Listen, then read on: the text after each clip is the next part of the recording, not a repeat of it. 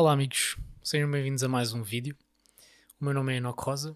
No vídeo de hoje eu vou falar sobre um assunto um pouco desconfortável, mas que acho que é necessário ser falado, porque são coisas que vão acontecendo na minha vida e que eu gosto de estar a partilhar convosco, porque de certa maneira tem um certo background mais da psicologia, por assim dizer. Eu não sabia bem ao certo aquilo que eu haveria de dizer, e estive a ler o livro de Provérbios no capítulo 21, no capítulo 20, e isto porque durante estes dias eu e a minha família costumamos fazer recentemente, há coisa de 2 meses, o culto antes de irmos dormir, e lemos um verso bastante interessante neste capítulo 20 de Provérbios, que não tem nada a ver com o que eu vou partilhar hoje, mas decidi retornar a ele para ganhar uma outra compreensão mais aprofundada sobre o assunto. E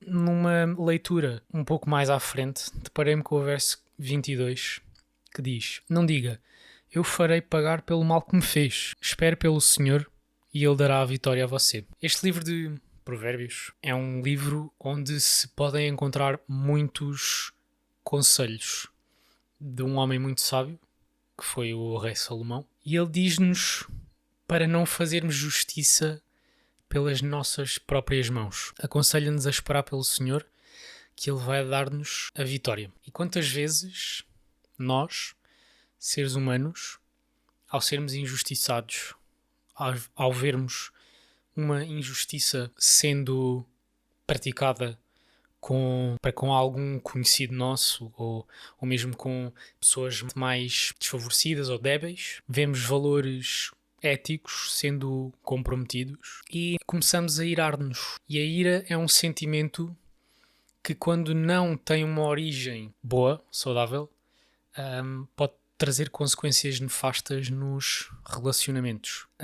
Ao longo de toda a Bíblia, nós temos a palavra de Deus, tanto no Antigo como no Novo Testamento, e muitas vezes nós associamos a ira como um sentimento muito humano, ou mau, uma emoção, na verdade, e não associamos a ira a Deus, porque pensamos, ok, Deus é amor, então Ele nunca se ira, e se Deus nunca se ira, nós também não podemos irar-nos. Não poderíamos estar um pouco mais errados. Por exemplo, aqui no livro de Mateus, no capítulo 21, versos 12 e 13. Isto é um episódio que aconteceu no início do ministério de Jesus, quando ele chega a Jerusalém e vê toda uma panóplia de acontecimentos que não eram para estar a ocorrer em frente ou nas instalações do Templo de Jerusalém, que é a sua casa de oração, casa de adoração. Diz assim o verso 12 e 13. Jesus entrou no templo e expulsou todos os que ali estavam, comprando e vendendo. Roubou as mesas dos cambistas e as cadeias dos que vendiam pombas. E lhes disse: "Está escrito, minha casa será chamada casa de oração, mas vocês estão fazendo dela um covil de ladrões." Podemos encontrar também uma outra referência a este episódio no Evangelho de João, capítulo 2, versos 14 e 15, que diz: "No pátio do templo viu alguns vendendo bois, ovelhas e pombas, e outros assentados diante de mesas, trocando dinheiro. Então ele fez um chicote de cordas e expulsou todos do templo, bem como as ovelhas e os bois. Espalhou as moedas dos cambistas e virou as suas mesas." E o verso 16 ainda: "Aos que vendiam pombas disse: tirem estas coisas daqui, parem de fazer da casa de meu pai um mercado." Claro que naquela situação, a intuação com que Jesus disse estas palavras foi muito mais, entre aspas, agressiva, ou muito mais potente, poderosa, do que aquilo que eu estou aqui a dizer. Mas isto são claramente exemplos de que a ira é uma emoção sentida também pela divindade. Ainda temos um outro episódio no Evangelho de Marcos, no capítulo 10, só mesmo para confirmar. Capítulo 10, e nos versos 13 e 14 diz: "Alguns traziam crianças a Jesus para que ele tocasse nelas, mas os discípulos os repreendiam. Quando Jesus viu isso, ficou indignado." Notem, ficou indignado. E lhes disse: Deixem vir as minhas crianças, não as impeçam, pois o reino de Deus pertence aos que são semelhantes a elas. Queria focar aqui mesmo só nesta palavra de ficou indignado. Muitas vezes Jesus ficou indignado ao longo de todo o seu ministério. E estes são 3 exemplos que me lembro sobre ou acerca dessa ira. E depois eu fui pesquisar ao ChatGPT, como eu não tenho conhecimento total, ninguém tem conhecimento total, mas como eu não tenho conhecimento total sobre o que é a ira, eu fui pesquisar. E diz-nos que a ira ou raiva é uma emoção humana natural que surge como resposta a situações percebidas como injustas, frustrantes, ameaçadoras ou desafiadoras. Pode ter origem diversas, tanto psicológicas quanto fisiológicas. Nas psicológicas diz-nos que podem ser 3 ou 4. Frustração, quando objetivos ou desejos são bloqueados. Injustiça, sentimento de ter sido tratado de forma injusta ou quando vemos alguém sendo tratado de forma injusta. Ameaça ao ego, quando a autoestima ou valores pessoais são atacados. Ou acúmulo de tensões, que são tensões acumuladas por problemas que não foram previamente resolvidos. Depois temos a parte mais fisiológica, que explica que a ira surge como uma maior ativação do sistema nervoso simpático e, consequentemente, a maior libertação de hormonas e neurotransmissores como... São mais hormonas, na verdade, como a adrenalina, o cortisol e, de certa maneira, preparam o corpo para situações de fight or flight, o chamado fuga ou luta ou fuga. Depois, mais à frente, eu ainda fui pesquisar o binómio ira justa versus ira injusta, porque existem estes 2 tipos. Claramente, existe uma ira justa que provém de um sentimento de uma atitude de amor. O amor nunca vem sem ser aplicada justiça ou sem senso de justiça. E esta ira justa é tipicamente associada à divindade e a ira injusta muito associada à nossa natureza humana. Diz-nos que a ira justa é uma resposta emocional a uma situação injusta ou de injustiça real, por violação de princípios éticos ou valores fundamentais. E, por exemplo, diz-nos que pode ser, por exemplo, indignação diante da opressão, corrupção, violência ou discriminação, ou ainda reagir contra maus tratos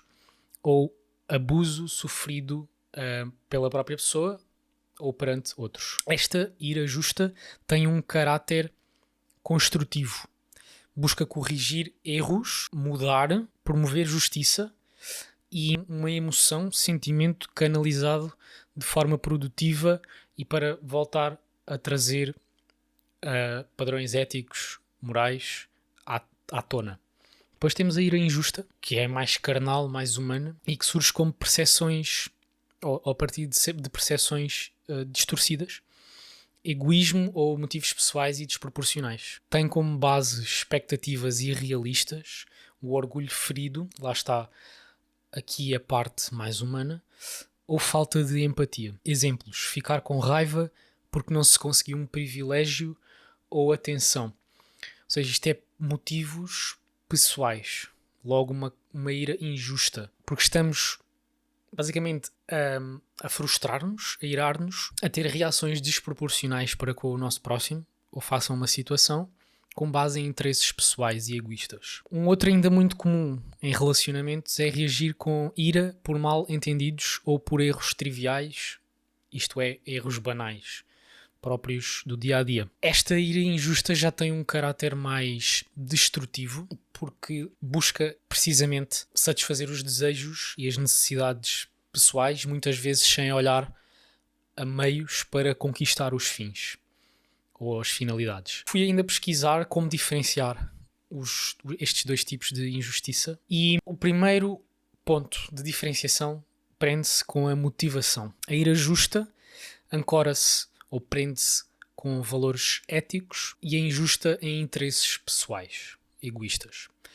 Em termos de proporção, uma ira justa é proporcional ou é ajustada face à gravidade da situação, enquanto a injusta muitas vezes é desproporcional, é exagerada. Quanto ao objetivo, como eu disse ainda agora, a ira justa visa corrigir ou melhorar. Corrigir uma situação, corrigir um comportamento, melhorar um comportamento, melhorar um relacionamento. A injusta descarrega emoções sobre uma outra pessoa e muitas vezes a pessoa que recebe a ira da outra sente-se punida, quando já não é a intenção original. E isto tem muito a ver com aquela passagem inicial de Provérbios 20, verso 22, que diz: não diga, eu o farei pagar pelo mal que me fez. Espere pelo Senhor e Ele dará a vitória a você. Porquê é que este verso é importante? E eu percebo que é importante. Porque a justiça divina é sempre perfeita e a nossa não é. A nossa justiça é sempre cheia de erros. A ira divina é perfeita e surge do amor, porque Deus é amor. A nossa surge muitas vezes pelos motivos egoístas. E nós não devemos agir pelas nossas próprias mãos, porque depois corremos o risco de nos tornarmos codependentes. O termo em inglês é codependency, em que um sujeito se coloca sempre, ou quase sempre, entre o caminho natural de plantar uma determinada ação e o colher as consequências dela. Nós tendemos muitas vezes a tentar aplicar a nossa justiça e acabamos por levar por tabela com as consequências dos comportamentos das outras pessoas. E isto não está certo. Embora a nossa ira muitas vezes possa ser justificável, é muito melhor esperar pela justiça de Deus, porque Ele não fica indiferente às situações. Ele não fica indiferente quando nós somos maltratados. E por isso, espero que este vídeo te possa ajudar a considerares com mais calma as situações difíceis em que tu possas encontrar na vida e esperar que Deus realmente resolva as tuas situações mais difíceis. Porque as pessoas que te fizerem mal, ou mesmo tu, se fizeres mal a alguém, estas situações nunca passam despercebidas por Deus e nunca deixam de existir consequências. As pessoas não vão deixar de ser ou não vão ficar impunes devido aos seus maus comportamentos. Portanto, o conselho é mesmo esperar em Deus e continuar a fazer a tua vida, melhorar a ti próprio todos os dias, para que possas aprender a gerir as tuas emoções, ganhar senso de responsabilidade e as coisas acontecerão no tempo que Deus determinar. É isto. Espero que tenhas gostado do vídeo. Deixa o teu like aqui em baixo, subscreve o canal, partilha com amigos se achas que alguém está a passar por um momento mais crítico e vemo-nos então no próximo vídeo.